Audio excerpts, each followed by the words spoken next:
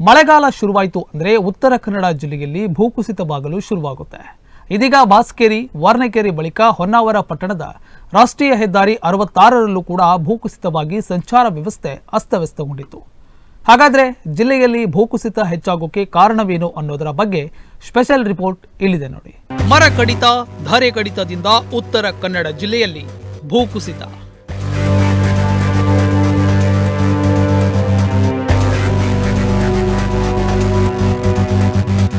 ನಿರಂತರ ಪ್ರಕೃತಿ ಶೋಷಣೆಯಿಂದ ಉತ್ತರ ಕನ್ನಡ ಕಂಟಿದೆ ಶಾಶ್ವತ ಸಮಸ್ಯೆ.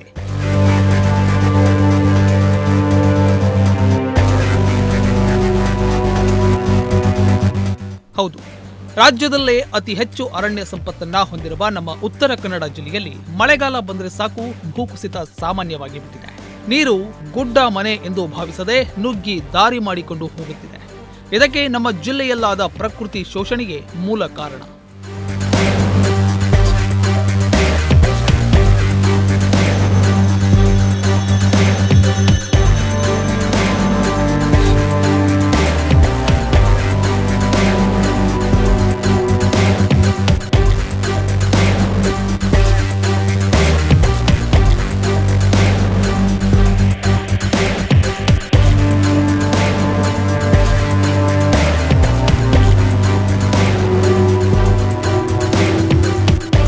ರೈಲು ಮಾರ್ಗಕ್ಕಾಗಿ ಗುಡ್ಡಗಳನ್ನ ಕತ್ತರಿಸಲಾಯಿತು.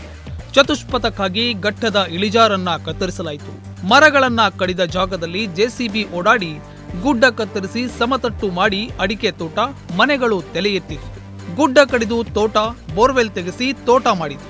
ಕೆಂಪು ಕಲ್ಲಿನ ಗಣಿಗಳು ಕಂಡಲ್ಲಿ ಜನ್ಮ ತಾಳಿತು.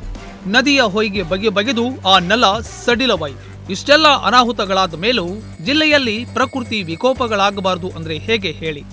ಈಗ ಆಗುತ್ತಿರುವುದು ಅದೇ.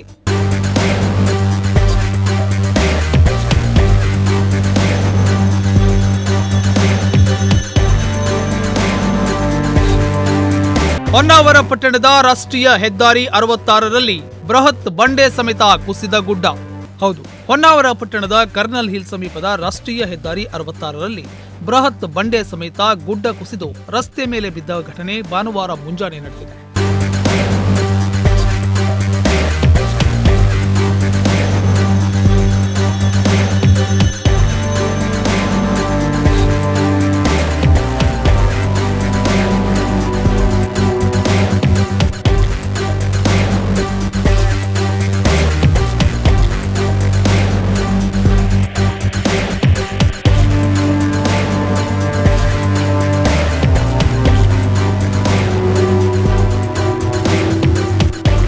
ಕಳೆದ 10 ವರ್ಷದಿಂದ ಹೆದ್ದಾರಿ ಅಗಲೀಕರಣದ ಹೆಸರಿನಲ್ಲಿ ಗುಡ್ಡದ ಮಣ್ಣು ತೆರೆದಿದ್ದ ಐಆರ್ಬಿ ಕಂಪನಿಯ ಅವೈಜ್ಞಾನಿಕ ಕಾಮಗಾರಿಯಿಂದ ಜಿಲ್ಲೆಯಲ್ಲಿ ಪದೇ ಪದೇ ಗುಡ್ಡ ಕುಸಿತದ ಪ್ರಕರಣಗಳು ವರದಿಯಾಗುತ್ತಿದೆ.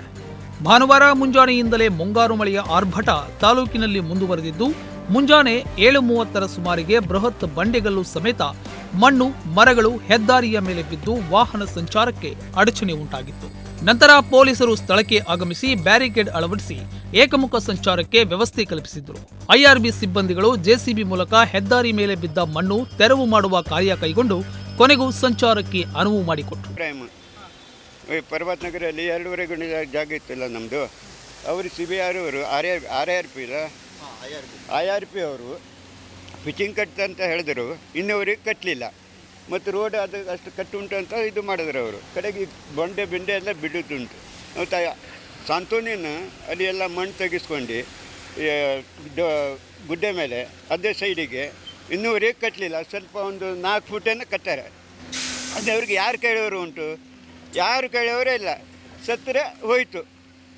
ಮುಖಾನಲ್ಲಿಯಲ್ಲಿ ಒಂದು ಮನೆ ಬಿತ್ಕೊಂಡು ಹಾಗೆ ಬಿದ್ದಿದ್ದು ನೋಡಿ, ಎಷ್ಟು ಮನೆ. ಬ್ಯಾರೋಳಿ ಡೌನ್ನಲ್ಲಿ ಅಲ್ಲಿನೇ ಹಾಗೆ 2 ಕಲ್ಲು ಬಿದ್ದೋಯ್ತು.